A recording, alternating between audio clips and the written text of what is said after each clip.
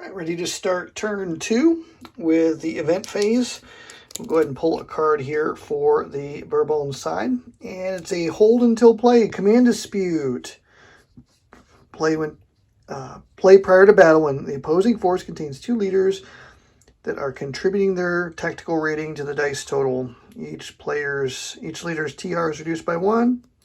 So this is handy to have. All right, so they're going to hold on to that guy. This is no peace without honor, by the way. And we've done a couple videos already. Dutch naval victories. Oh, this is going to help the Dutch quite a bit. Let's take a look at this. The Dutch are going to gain permanent control of the Atlantic Sea Zone. And that's going to be worth, I think, 2 points. But I'll have to double check on. No, actually, it's not. It's if the Bourbons get control of it, it's 2 points. That's right. All right. They gain permanent control of the Atlantic Sea Zone, increase annual Dutch replacement points by 1. Bourbon war weariness also goes up by 1. So, nice. That's a permanent card. We'll go ahead and make the adjustments over here. So the Bourbon war weariness goes up 1, combined goes up 1. And so now it does make sense to go ahead and start the flooding, because that will put into play the test act by which the Bourbon will be pressured to relinquish control of the British Isles. All right, with that done, we're going to go ahead and go over to the reinforcement phase. And so with the reinforcement phase, the only thing we have going on this turn is we flip over, not that one, we flip over Luxembourg for the French.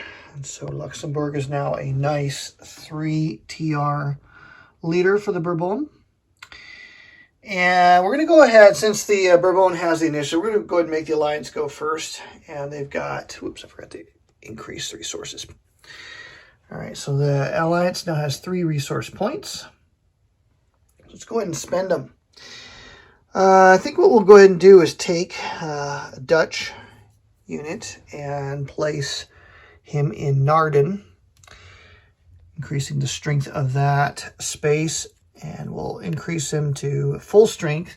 So that's 2 of the 3 replacement points. And then for the next one, we're going to go ahead and put a subsidy corps in the subsidy space, but can't really get him where he needs to go just yet. I need to be able to get him to join the army later on.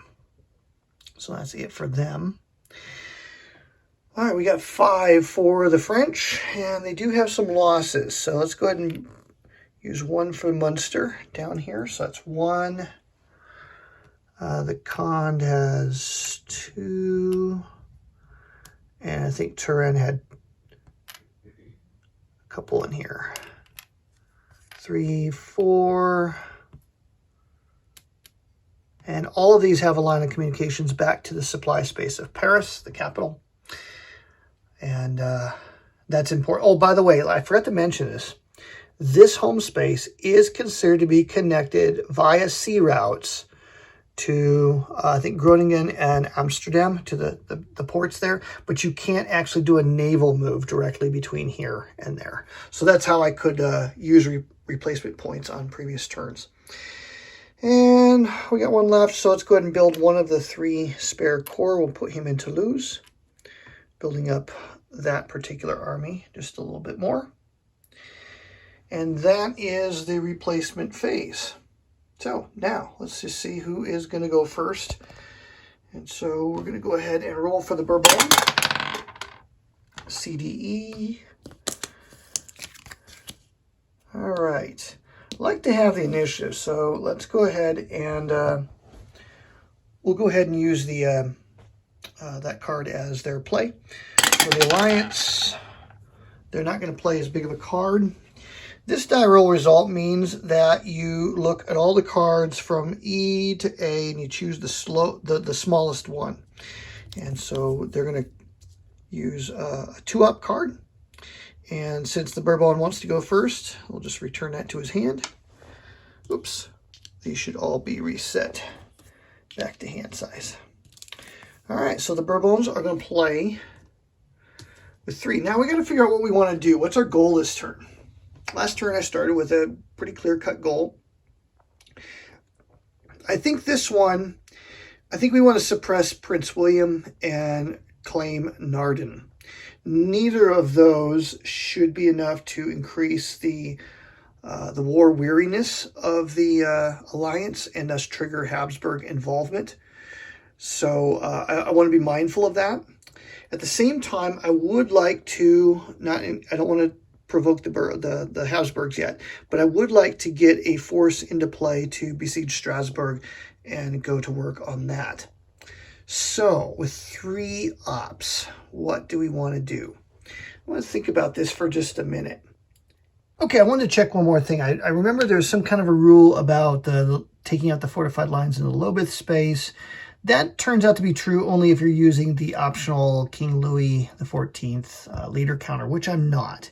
So having ended the movement there, the army does take control of that unfortified space, which isn't worth any victory points. Yeah, they're not worth any points unless it actually says something next to them, like Madrid's worth 3 and so forth. So they don't get any points out of that, but the war weariness for the Dutch does increase. This is going to have some effects on the game now. War weariness increases. The Habsburgs go to war. Take a look at what that means in just a minute. And so we'll move up the combined marker as well. And that is because they took 4 losses in a land battle. So losing a 2 or 3 valued fortress will increase war weariness. Losing a battle in which you took 4 hits will, or taking 4 hits in any battle will also increase your war weariness. Another crazy thing about the play aids, you would think that it would actually have this information on it, but it doesn't. It just doesn't give you what you really need. So it'd be really cool if there's like a whole play aid just summarizing this stuff. But loss of a 2 strength fortress causes your war weariness to go up. Loss of a 3 strength fortress causes it to go up 2. So just pay attention to the rules. I misspoke a little bit earlier when I said a 2 or 3 was going to move it only 1. That's not exactly the case. All right, the side, and there's not very many 3 valued fortresses. There's only a couple in the game. There's Turin, there's Lille, and I think those are the only 2 that come to mind. So not a common occurrence. All right, battles, the losing side suffering 4 actual losses, including retreat, is going to cause it to go up. Losing a famous victory also causes it to go up. So if you win a battle but take 4 losses, that does not impact your war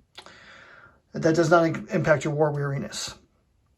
So let's go over here. Habsburgs go to war. Spain, Austria, and the Empire, including Bavaria, but not the 2 guys that belong to Brandenburg. That would be these guys.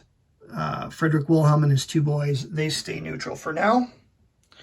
So the Alliance RP goes up by 1, and the Mediterranean becomes Allied control, and that is worth a VP for the Alliance. So I'm going to go ahead and flip this. Additional, and this goes up 1. So the Alliance was badly hurt by having, Wilhelm's out of the game for a turn, but all of these guys are now active. Of course, that also means this is ripe for the pickings. So maybe we don't have to go in any further into the Dutch Republic to win points with the Bourbons. So I think we've got everybody rotated. By the way, this general here, this Italian general, has a 1/2 tactical rating. He's a level 1 in battles. He's level 2 when you consider him as the attacker in a siege. Okay, that was a productive first card for the Bourbon, but it did have some unintended consequences in that it did expedite the entry of the Habsburgs on the side of the Alliance. So the war has now widened and the whole map is in play.